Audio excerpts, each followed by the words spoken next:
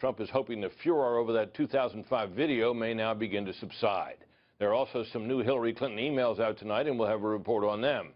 At this hour, the national polling average shows Hillary Clinton with just under a 6-point lead in a two-way race and just over a 5-point lead in a four-way.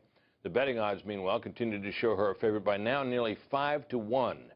Meanwhile, there is a new national poll out today, and it is the first major poll taken after the release of that 2005 Trump video.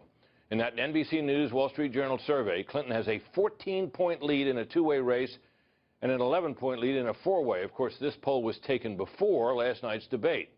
So here's the big question. Did Donald Trump do enough last night to stop the weekend bleeding and to begin to recover some lost ground? Scott Jennings is here. He did political analysis for the George W. Bush White House. Joins us from Kentucky. Scott, your thoughts on whether Trump did himself enough good to bounce back here last night?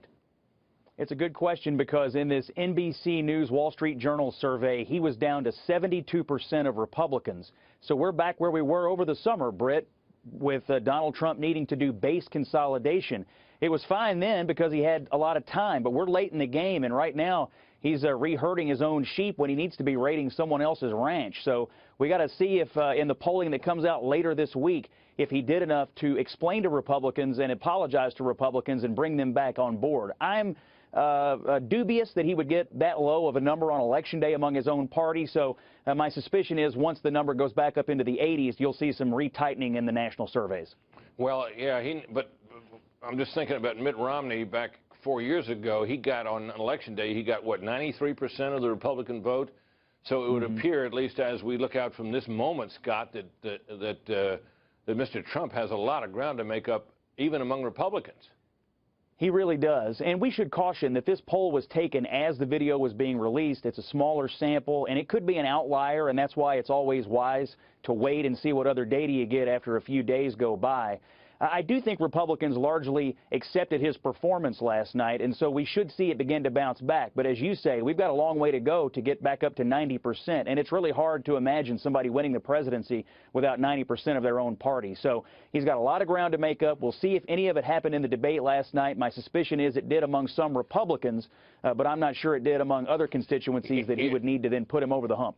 Yeah, that's right. That's a good question. We've talked a lot about the suburban moms, educated white women and like the suburbs around Philadelphia that have become, such a sort of a symbol of what where a Republican needs to do better than Republicans have done in recent cycles.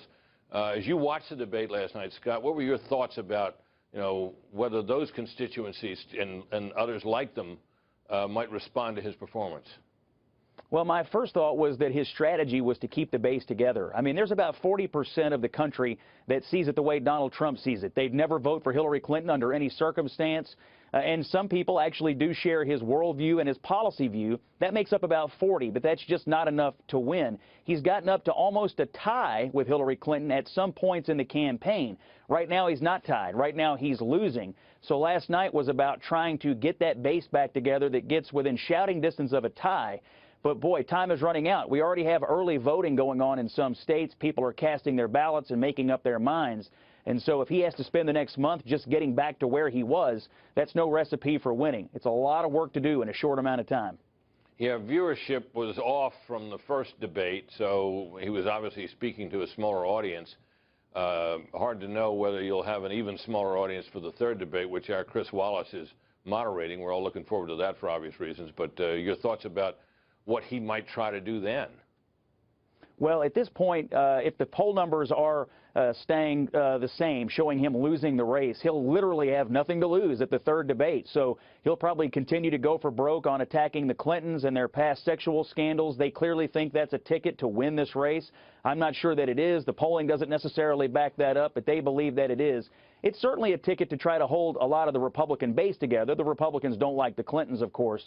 But getting over the hump, we've never seen Trump get over the hump in the polling. He's gotten close, but he's never quite gotten over the hump. And so just focusing on this 40% of the country that loves what he's talking about right now is not going to be enough to win. So at the third debate, he would try to probably go for broke on the Clintons and then maybe come up with some kind of policy discussion that would attract new people. But that is quite a Hail Mary scenario to be throwing at the end of a presidential campaign like this one.